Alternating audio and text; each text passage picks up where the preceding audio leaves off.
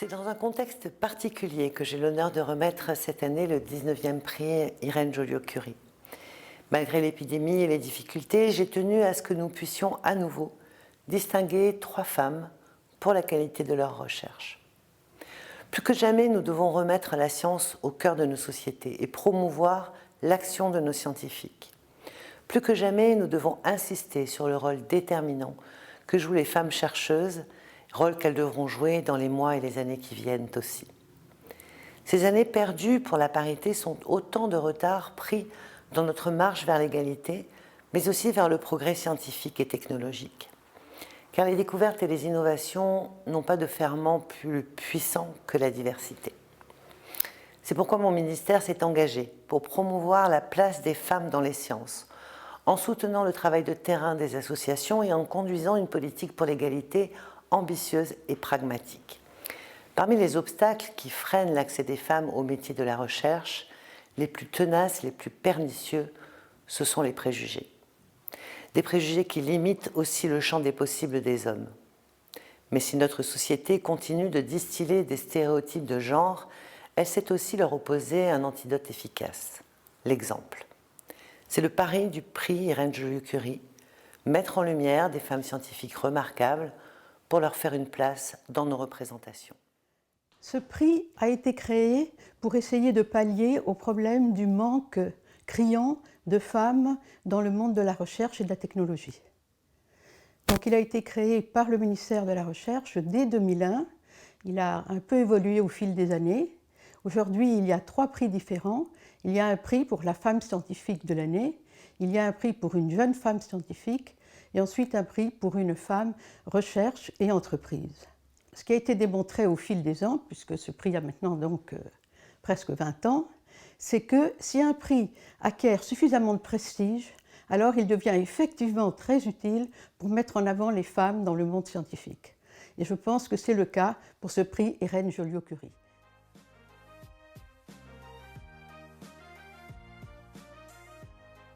Fariba Adelra est anthropologue, elle a soutenu une thèse en anthropologie.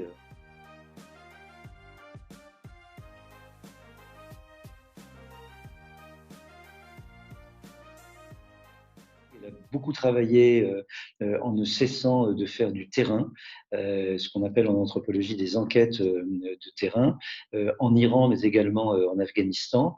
Et très rapidement, elle s'est imposée comme une voix originale et indépendante dans les études iraniennes. Donner ce prix à une chercheuse dont la vocation et l'œuvre cherchent à nous faire comprendre une société, c'est un très bel hommage et cela rappelle ce que sont les sciences sociales et en particulier ce qu'est l'anthropologie. C'est une approche scientifique indépendante de tout enjeu politique, économique. Nous sommes dans le domaine de la science. Fariba Adelra est récompensée pour des raisons scientifiques et c'est un message extrêmement important.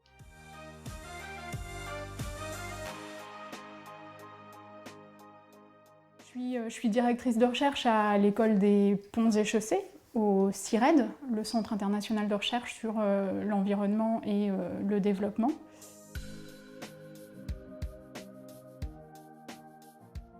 Avec mes collègues du CIRED et en collaboration avec des équipes françaises ou internationales, on conduit des travaux interdisciplinaires qui combinent les sciences du climat, l'économie et les mathématiques appliquées sur la question du changement climatique.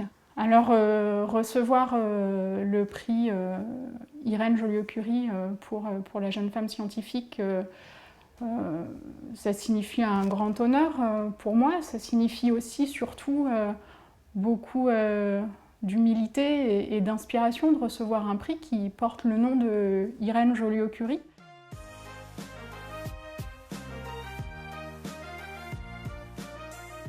Je suis physicienne de formation, j'ai fait l'ensemble de mon parcours à l'université Pierre et Marie Curie et j'étais très tôt attirée par l'optique, de par la richesse de l'instrumentation et de la possibilité de manipuler la lumière de façon très élégante.